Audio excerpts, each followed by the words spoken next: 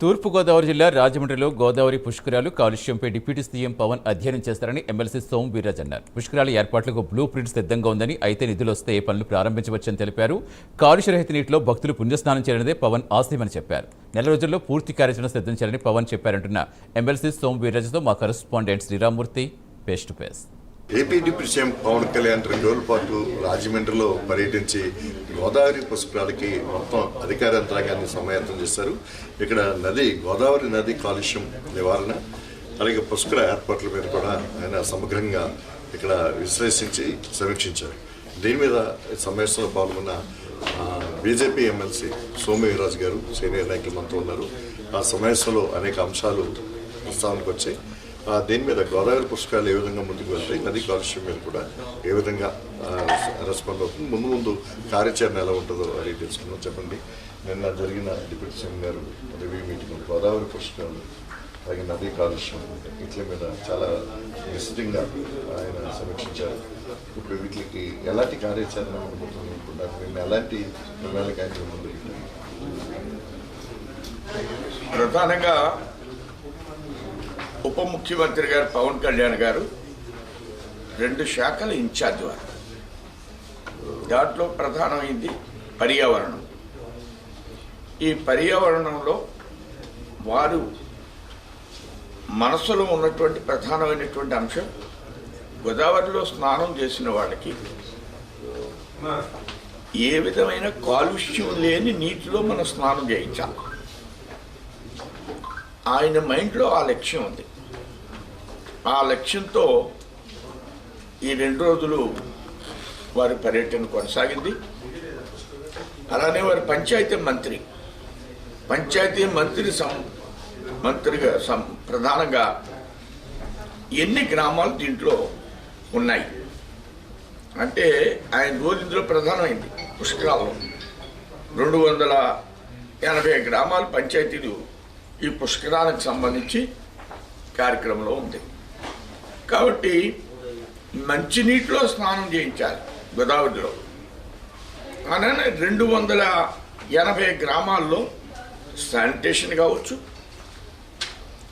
ఆయన ఈ చర్చ సందర్భంగా నిధులు ఏ విధంగా సమీకరించాలి, దీనికి వాళ్ళ యొక్క ప్రిన్సిపల్ సెక్రటరీని తీసుకురావడం, పంచాయతీరాజ్ కమిషనర్ గారిని తీసుకురావడం, అలానే పొల్యూషన్ సంబంధించినటువంటి కమిషనర్ గారిని తీసుకురావడం, ఈ విధంగా ఒక అధ్యయనశీలిగా వ్యవహారం చేయడం జరిగింది.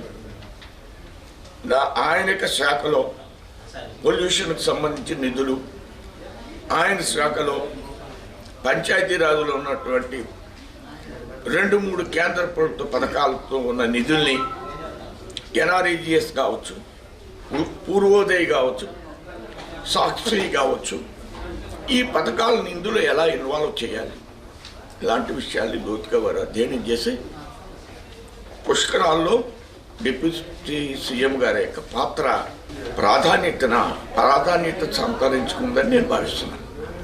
అంటే తొలిసారిగా అతను వచ్చి ఇన్నిట్ల మీద ఇంత అధ్యయనం చేసినట్టుగా వాళ్ళంత ముందు వచ్చి ఇక్కడ ఎవరి పరిస్థితి చూడకుండానే ఇంతలా చేసి ఒక కసరత్తు చేసి ఇలా ఒక్కసారిగా ఒక పుష్కరాలకి ఒక బ్లోఅప్ తీసుకొచ్చేలా చేశారు. ఈ అధ్యయనాన్ని ఎలా ఒక బాధ్యత గల డిప్యూటీ సీఎంగా ఆయన మంచినీటిని, అలానే పొల్యూషన్ని, అలానే పేపర్ మిల్ యొక్క స్థితిని, కాలుష్యాన్ని ఏ విధంగా మనం దీంట్లో కంట్రోల్ చేయాలి, అలానే మన రాజమండ్రి నీటిలో ఉన్న కాలుష్యమైన నీటిని బయటికి ఏ విధంగా పంపించాలి, ఇవన్నీ గవర్నమెంట్ సీరియస్గా ఆలోచించి పుష్కరాలకు నిధులు కావాలి, పుష్కరాలకు వర్క్ చేయాలి. ఇది కామనే అయినప్పటికీ కూడా ఈ అంశాలు ఒక కొత్త కోణాన్ని చూపించినాయి, ఒక కొత్త కోణాన్ని టచ్ చేసినట్లు, స్పృశించినట్లుగా నేను భావిస్తున్నాను. అంటే ఆయన చేసిన మొత్తం కార్యక్రమం అంతా 2 డేస్లో అంటే గోదావరి పుష్కరాలు కార్యాచరణ ఏ విధంగా ఉండబోతుంది? నేను ఫస్ట్ చెప్పాను, వారి యొక్క ఆలోచనలో గోదావరి పుష్కరాలకి డిప్ ములిగే ప్రతి వ్యక్తికి కాలుష్యం లేని నీటిలో గోదావరి యొక్క పర్యావరణాన్ని, కాలుష్యాన్ని లేనటువంటి నీటిలో స్నానం చేయించాలి. ఇది ప్రధానమైనటువంటి అంశం. ఒక పవిత్రమైన ఆలోచనతో వస్తున్న భక్తులకి పవిత్రమైన నీటిలో స్నానం చేయించాలి. దాన్ని ఆధారం చేసుకుని పేపర్ మిల్లు, దాన్ని ఆధారం చేసుకుని మన రాజమండ్రి నగరంలో ఉన్నటువంటి నల్ల ఛానల్ని కానీ మిగతా ప్రాంతాలని వారు సంపూర్ణంగా అధ్యయనం చేశారు, అర్థం చేసుకున్నారు. మంచి కార్యక్రమం యోజన జరిగిందని నేను భావిస్తున్నాను. ఇప్పుడు ఒక డెడికేటెడ్ ఛానల్ కావాలి, కొంత ప్రవాహంతో సముద్రంలోకి నేరుగా పంపడానికి ఒకటి కావాలని ఇప్పుడు దశాబ్దాలకు ఒక ప్రతిపాదన ఉంది. దాని మీద ఏమైనా చర్చించారు? దీని కొద్దిగా నేనైతే ప్రస్తావించాను. ఈ డెడికేటెడ్ ఛానల్ అనేది బుచ్చి చౌదరి గారు అనాదిగా మాట్లాడుతున్నటువంటి విషయం. ఇప్పుడు గవర్నమెంట్ ఆఫ్ ఇండియా 400 కోట్లు ఇస్తుంది, 50-50. దీంతో డెడికేటెడ్ ఛానల్ని పేపర్ మిల్ వాళ్ళు అందులో కలిపేయకుండా, హార్లిక్స్ వాళ్ళు అందులో కలపకుండా, అలానే కడియం పేపర్ మిల్ ఇలాంటివి కలిపి ఒక డెడికేటెడ్ ఛానల్ తుల్లి బాగులో కలిపితే ఎలా ఉంటుంది అనేది వారి ఆలోచన. దాన్ని ముందుకు తీసుకెళ్లాలని ఒక ప్రతిపాదన అయితే చేయడం జరిగింది. అదేమవుతుందో చూద్దాం. ప్రతి పుష్కరాలకి ఒక మోడల్, అంటే రాజమండ్రిలో ఏదో ఒక ల్యాండ్ మార్క్ క్రియేట్ చేసే విధంగా ఒక వస్తువు ఉంది. దానికి ఈసారి అంటే బైపాస్ రోడ్ ఒకటి, అలాగే ఒక డ్రైనేజ్ దీన్ని ధవళేశ్వరం కింద కలపాలంటే ఆలోచన. ఇలాంటి 2 ప్రతిపాదనలు వచ్చాయి. డ్రైనేజీ అండ్ బైపాస్ రోడ్కి కేంద్రంతో మాట్లాడాలి, నితిన్ గడ్కరీ గారితో. అలానే కొత్త రోడ్డు నగరంలో ఏంటి, తూర్పు రైల్వే స్టేషన్ రోడ్డు ఇంకా వైడెన్ చేయాలి. అలానే కోటిపల్లి బస్ స్టాండ్ దగ్గర నుంచి ఏదైతే ఆర్టీసీ కాంప్లెక్స్ దాకా వెళ్ళే ఆ రోడ్డును కూడా వైడెన్ చేయాలనేది అధికారుల ప్రతిపాదన. అలా కాతేరు, మనకి కాతేరు రోడ్ అంటాం మనం, ఆ రోడ్డును కూడా వైడెన్ చేయాలనేది అధికారుల దృష్టిలో ఉంది. ఇవన్నీ చేయాలంటే డబ్బు కావాలి. వాళ్ళకి ఏదో బాండ్స్ అని ఇవని డబ్బు. రోడ్డు వైడెన్ చేయాలంటే ప్రభుత్వం దానికి కొంత నిధులు కేటాయించాలి. ఇవన్నీ అయినప్పుడు వాళ్ళ మనసులో మంచి ఆలోచన ప్లాన్ చేశారు. బ్లూ ప్రింట్ అద్భుతంగా ఉంది గవర్నమెంట్. మా దగ్గర కట్టలు కావాలి, అవి ఎలా వస్తాయి అనేది రాష్ట్ర ప్రభుత్వం కానీ యోచన చేస్తే మంచి పుష్కరాలను చేయడానికి అధికారులు యోగ్యవంతమైనటువంటి ప్రణాళికలు దర్శించారు. అంటే కేంద్రం నుంచి డబ్బులు కావాలంటే దానికి కార్యాచరణ అనేది ఖచ్చితంగా ఉంటుంది అంటున్నారు. ఈ ఎంత నిధులు వచ్చే అవకాశం ఉంది కేంద్రం నుంచి? ఆయన ఏం చెప్పారు? కార్యాచరణ అన్నారు. మీరు బ్లూ ప్రింట్ తయారు చేయండి, ఏం కావాలి అని.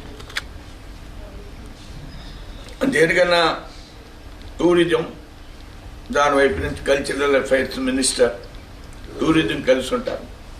కల్చరల్ కార్యక్రమాలు అనేకమైనవి చేస్తాం పుష్కరాల్లో.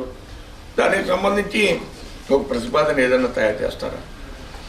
అలానే ప్రసాదం స్కీము డివైడ్ చేసి ఒక 45 కోట్లు 50 కోట్లని కొన్ని మంచి టెంపుల్స్కి ఆలయాలను అభివృద్ధి చేద్దామా. ఇది ఇంకా కూడా మనం గవర్నమెంట్లో ద్వారా 2 శాఖలకు సంబంధించి చేశారు. ఇలాంటి విషయాలు ప్లాన్డ్గా విస్తృతంగా ఒక నెల కాలంలో కొన్ని మంత్రివర్గాల నుంచి ఏ విధంగా చేస్తే బాగుంటుంది అనేటువంటిది ఆలోచన చేయాలి. ఇది ఎమ్మెల్సీ సోమిరాజు చెప్తుంది. ఏదైతే గోదావరి పుష్కరాలకి సంబంధించి ఏర్పాట్లకు సంబంధించి బ్లూ ప్రింట్ అయితే చాలా రెడీగా ఉంది, ఖచ్చితంగా ఉంది.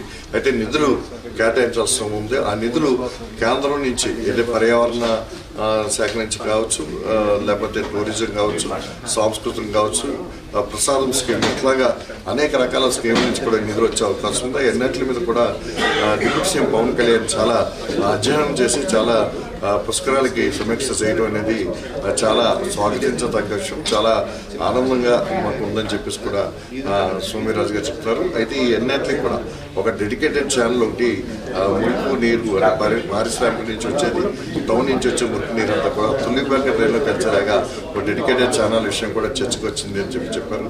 అదేవిధంగా రాజమండ్రికి ఒక బైపాస్ రోడ్డు మరి నిర్మాణ విషయం, అది సెంట్రల్ తోటి మాట్లాడాల్సి ఉంది. అలాగే ఆవ రోడ్డు, ఆవలో ఏదైతే డ్రైనేజ్ ఉందో దాన్ని కూడా ధవళేశ్వరం బ్యారేజ్ కింద దిగడానికి కూడా ఒక ప్రతిపాదన చేశారు. మొత్తానికి చూసినట్లయితే కొన్ని రోడ్లు అయినాయి. ఇక్కడ కోటిపల్లి బస్ స్టాండ్ నుంచి ఆర్టీసీ బస్ కాంప్లెక్స్ వరకు, అలాగే కార్తీర్ అలాగే కొన్ని రోడ్లు వైండింగ్ కూడా వచ్చినట్టుగా సోమవీరాజు గారు చెప్తున్నారు. కెమెరామెన్ రాణితో శ్రీరామూర్తి, ప్రైమ్ మినిస్టర్, రాజమండ్రి నుంచి.